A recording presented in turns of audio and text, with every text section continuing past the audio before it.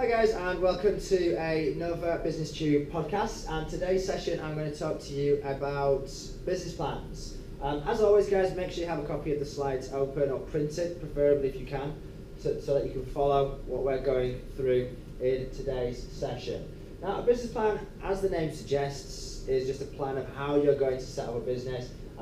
It's what you're going to do, it's your strategies, it's everything that you're going to have in place in order to start in order to start a business.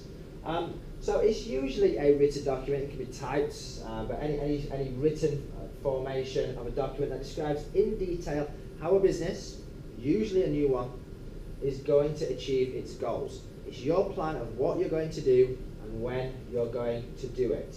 So it's a plan of things, and it covers things such as marketing, how you're going to market, promote, advertise your business, your financial plan, how much money do you need, what you're going to spend the money on, where's the money going to come from, what are your profit and loss predictions, how much money do you think you're going to make, okay, and your operations, equipment that you need, staff that you need, okay, your location, why is it a good location, these kinds of things are in a business plan.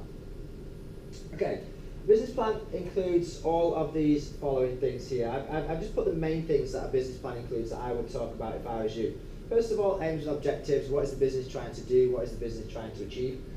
This, I think, is a really, really important thing, and this is one that I would talk about in the exam, about what is in a business plan. Now, a business plan must include market research. You may think you have the best idea, the best business in the world. You may tell your mum, your dad, your friends, do you think my idea is great? And they will say, I think it's fantastic. Well, you don't know your idea is great until you actually go outside into the real world and you start asking potential customers, what do you think to my product? They're not biased. You're biased. Your family's biased. Okay? You may think it's great, but it might not be. Okay? Go out there, ask questions. Do you like my product? Find out what people think to it. Find out things like, how much are they willing to pay?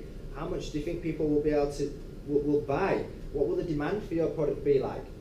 Okay? What features do they want? What are the needs and wants of the customers? You must absolutely do market research before you do anything. Don't spend any money starting a business until you actually know, would people buy my product?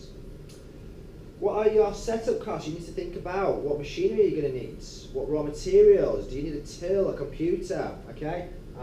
So you need to have an idea of what are your startup costs, how much is this business going to actually cost you to start up? Can you afford it, okay?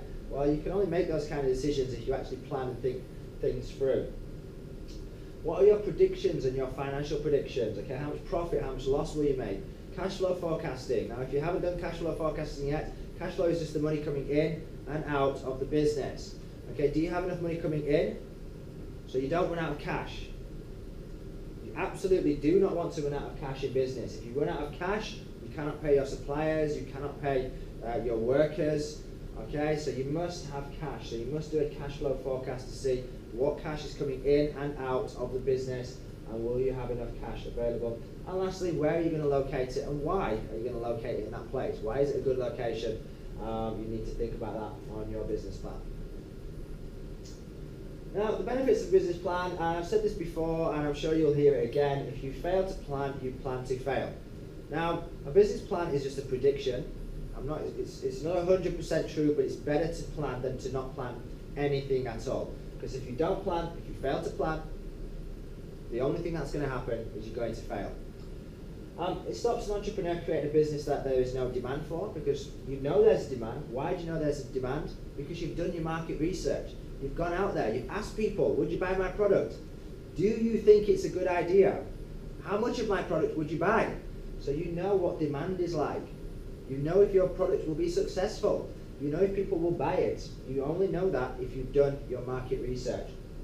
And lastly, the bank will only lend money to businesses that they think are going to be successful, because what does the bank care about? They want to know, are we going to get our money back? Now, the only way they can assess your business and assess the risks and think about your business and will it be successful is by looking through a business plan to make sure that you've done research.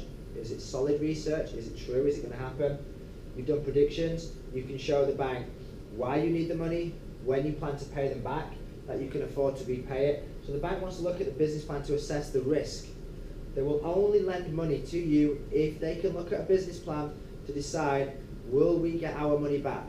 If you turn up to a bank asking for money and you don't have a business plan, they will just send you straight out of the door and send you walking back out of there. They want us to look at a business plan so they know that your business will be successful and see whether they will get their money back. Okay, it reduces the bank's risk and it reduces your risk as well as the entrepreneur. Okay, in a business plan, the bank is going to be looking for original ideas, a USP, that was a unique selling point. Is there something special about your business? Is your business going to be successful? Your aims and objectives, are they true? Are they reasonable? Do you think that could happen? Have you thought about your location? Is your location going to work? Are people going to come to you? Okay, if you've got a silly location, the bank will be like, no, this is not going to be successful. You're going to fail. Okay? Who are your stakeholders? Will you make a profit? And lastly, this is really important for a bank, is there security? If you can't pay them back, what can you offer them? How could you afford to pay them back if you cannot pay them back? Okay, that's it on business plans, guys. As always, I hope you found that useful and enjoyed that podcast, and I'll see you next time. Thank you.